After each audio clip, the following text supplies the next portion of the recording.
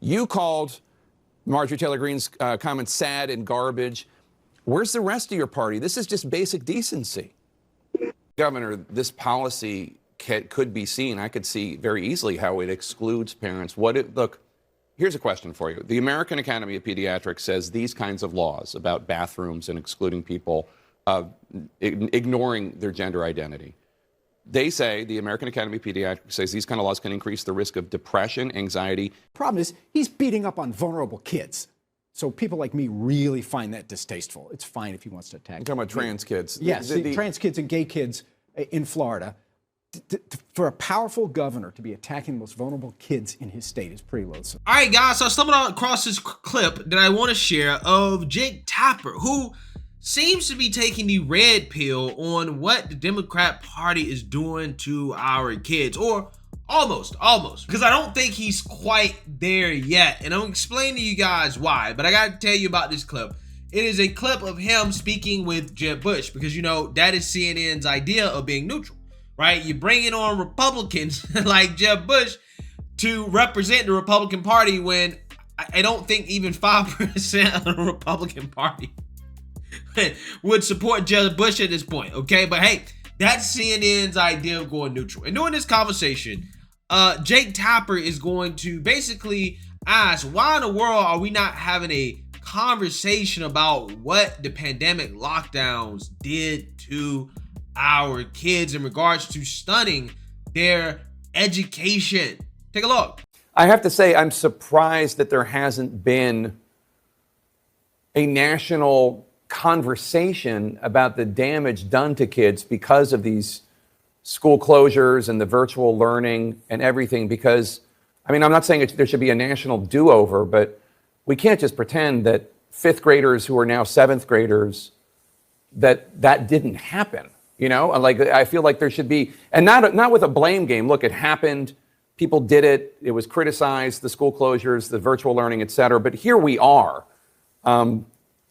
There needs to be like a bipartisan movement, you know? Well, unfortunately, Jake, there can't be a bipartisan movement because there's one side of the political aisle that has been screaming about how damaging school closures have been to these kids. However, they've been ignored. They've been called right-wing conspiracy theorists and anti-teachers unions, right? Because journalists, your colleagues on the left side of the aisle, CNN, MSNBC, all the other mainstream liberal media networks have decided that, you know what, it's not that important, okay? That, you know, the Democrats and the teachers unions, what they want, which at the time was school closures, right? And the schools that were open, you were forcing kids to wear masks, which that in and of itself has issues that have a negative impact on kids. Your colleagues don't want to address, you don't really want to talk about. But again, that stuff was talked about. We were having a conversation about it. On the right side of the aisle, we were screaming at the heavens about it. But your colleagues ignored it because it went against the Democrat Party agenda, right? And this is what the mainstream liberal media does. They do it every single time. The Democrats' policies, in this case, right, we're talking about their authoritarian lockdown policy, which they call Ron DeSantis Deaf DeSantis, right? He's Deaf Santis.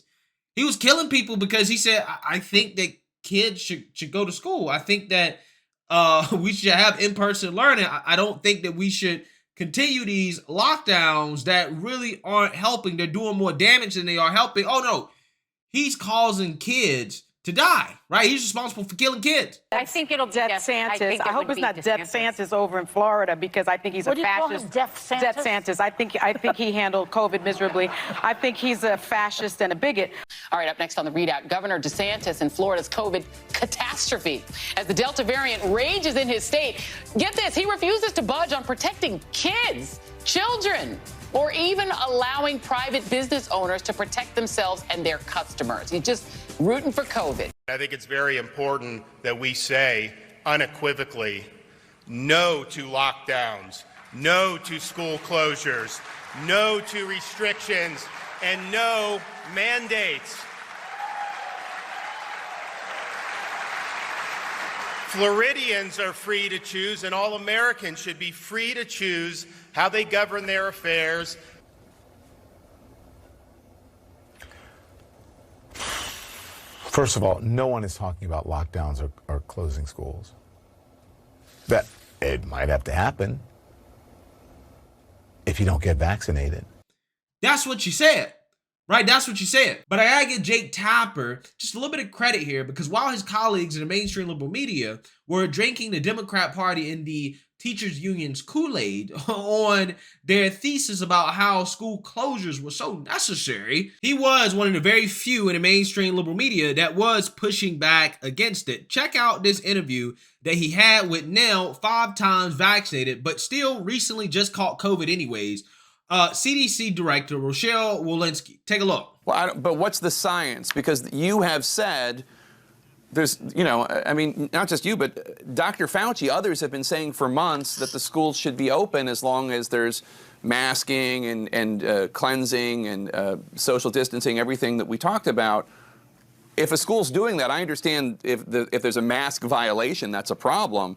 But if a school's doing that, I mean, the damage, as I don't need to tell you, on kids, the isolation, the psychological damage, the educational loss of a year for many kids, not to mention the thousands of kids who are just slipping through the cracks. I mean, it's hard to even calculate. And there are a lot of people out there watching who think, like, I thought the science said we should open the schools as long as we take those safety steps. We're taking the safety steps, and we're not opening the schools. Yeah, so I hope Jake Tapper has realized by now, right, that this was never about the science. It was always about the propaganda and the agenda of the Democrat Party and the teachers' unions, at which point, for them, the propaganda became the science, right? You weren't following the science anymore. It was actually about the propaganda and the agenda. But this is what the mainstream liberal media does, right? When they realize that the Democrats' policies are horrible and terrible after the right and right-wing media outlets telling people, screaming to the rooftops that, hey, Democrat policies are not okay, right? They're actually terrible. They turn around and they come out and they say, oh, when are we going to have a conversation about these policies that all my colleagues in mainstream liberal media supported, right? But don't actually address the fact that your colleagues are the ones that are pushing and supporting this stuff. There's another issue that I want to talk about, which is honestly the main point of this video, that I think that the mainstream liberal media is going to look back on maybe 5 and 10 years from now, and they're going to be asking the same question of how in the world did we allow this to happen to our children? Hi, Fish. Come here. Oh, you need a name. Let's see. Wait a second. What gender are you? A person who is transgender is someone whose internal sense of their gender, being a boy, girl, or something else, doesn't match their physical body. People who feel this way sometimes feel anxious when they begin to reach puberty and their body starts to change in ways that don't match their internal sense of their gender. These feelings are totally normal. If you feel you want more time to explore how you feel about your gender before your body starts to change, it's important to talk with a parent, counselor, therapist, or doctor about the feelings you have regarding your gender. After some discussion and counseling, you may be referred to an endocrinologist. Endocrinologists specialize in hormones, and they are the most likely to prescribe puberty blockers for someone who wants them. Puberty blockers are medications that will stop your body from changing. They are usually given as an injection or an implant. They block the production of hormones to stop or delay the physical changes of puberty. The effects of the medication are only temporary, so if a person stops using puberty blockers, the physical changes of puberty will begin again. Whether you identify as male, female, genderqueer, or something else, you're perfectly normal. And there are lots of ways to manage puberty so that it can be a fun, exciting time, rather than a scary or stressful one. Yeah, this agenda that we're pushing on children, okay? I think that that's something that 10 years from now, I think the mainstream media is going to be talking about it the same way that they're going to be talking about COVID and how we had the wrong policies and the wrong thinking on this stuff. And it's not like we did not have any warning signs, people who actually went through this stuff as children that came out and said, hey, I don't think that this is a good idea. Children might actually be too young to make decisions like this. I was convinced that I was transgender for 5 years. I wore men's clothes. I used the men's restroom. I legally changed my name to a male name, and I injected testosterone into my own thigh on a weekly basis. I was one of those trans youth activists claim to support. But since I was harmed by gender medicine, I am now reduced to just a bigot. My mental health no longer matters to these people who purport to care so much because I no longer identify as trans. But the truth is, I don't hate anybody. I just know that there are young people like me out there who, despite their convictions that body modification will save their lives, deserve a chance to be seen as whole, complex people and actually grow up, grow into themselves, and be guided to appreciate their healthy bodies and all the blessings that a healthy body will give.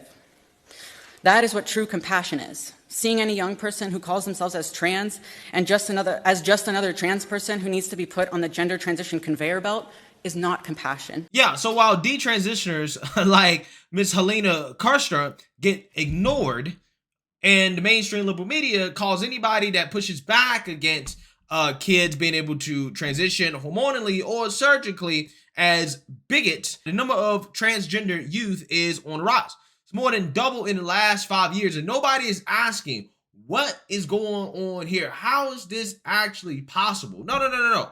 What the establishment, the Democrats, choose to do instead is to say, hey, we got to double down and protect trans kids. In fact, let's invite a transgender influencer on TikTok to the White House. The idea that an 8-year-old child or a 10-year-old child decides, I decided I want to be transgender. That's what I think I'd like to be. It'll make my life a lot easier. There should be zero discrimination. And what's happening is too many transgender women of color are being murdered. They're being murdered. It's day 222 of being a girl. I'm in Washington, D.C., and I'm going to the White House to speak to the President of the United States. You know that phrase, I fear I may have girl bossed too close to the sun? Well, that's how I feel today, because I get to sit down with Joe Biden and now this news, and I get to ask him a few questions surrounding trans issues in the United States and talk to him about my transness. And I really just want to represent my community the best that I can. And you know what? As silly as I am on here, I'm ready to step up and show that trans people, we're not going anywhere. And that trans kids, they deserve a fighting chance to be their true selves. Okay? Oh my God, I'm running late. Let's go. And y'all are obviously wondering what I'm going to wear to meet the president. Here you go. It's the trans flag colors. Cute, right? So heels? Okay, Dylan, you're gonna be great. I love you. Let's go. Come on. Do you think I just knock on the front door? Let's go. Looking for the president's dog. Our queen. Love you. I love you. We're about to go. Is there anything in my teeth? Leaving on cloud 9. The President of the United States gave me a cookie. He gave me a cookie in the Oval Office. Now here's the question. Do I eat it? Or do I save it? It has a seal. Please, honestly, tell me. Everyone, I got to pet the dog. I got to pet his dog. I'm still in shock, and don't be mad, but I don't get to post any of the footage until after the interview airs on Sunday night, but it's going to be worth it because I can't wait for you to hear everything that we talked about. I left with a lot of hope and optimism, not only for just trans people, but many different topics, and the fact that our president has watched Days of Girlhood, it's kind of epic. And I'm not going to lie, I've been having a rough go of it lately. A lot of darkness, and today was what I needed to keep going. Also, if you live in the US and can legally vote, this is going to be one of the most important elections of our lifetimes. So please get out and vote next month. There is so much darkness in this world. I mean, sometimes the bad actually outweighs the good, but we have to get in the mud right now. And we're going to clean up some messes that have needed cleaning for hundreds of years. And we've got to protect each other. And I have your back, and I really hope you have mine, and I love you. God bless America. Oh, say, can you? Okay, love ya. Yeah, so unlike school closures, there is nobody in the mainstream liberal media that is pushing back against a agenda that the Democrat Party is pushing and endorsing that is clearly and obviously wrong, just as wrong as the so-called science was when it came to the school closures, the lockdowns, and the pandemic, right? Nobody mainstream liberal media, literally nobody, is pushing back against kids surgically and chemically castrating themselves. In fact, they're telling you it's a good idea. And if you are pushing back against it, you are a bigot. They're supporting it. Again, the same way they told you that if you push back against the COVID lockdowns, you push back against school closures, you push back against the masking, vaccine, whatever, right? If you push back against it, you're responsible for killing kids. Don't that sound familiar? If you push back against, what's happening to these kids in regards to castrating themselves, you're killing kids. And you're not following the science, because the science says this. All the medical associations that stand to make millions, if not billions of dollars off of kids castrating themselves, they say that you should do it, right? You should do it. Okay, it's totally fine. It's 100% safe. They won't regret it. That's what they say. That's what all the medical organizations say. Even though the science is propaganda, right? The same way that the CDC told us to follow the science on the pandemic, and look how that turned out. Oh, you mean tell me these organizations are politically influenced, right? That they're not simply just following the so-called science, right? But I guarantee you, 5 to 10 years from now, you're going to have people in the mainstream liberal media looking at all the detransition stories, because all these kids now becoming trans, right? Being transgender is on the rise for youth.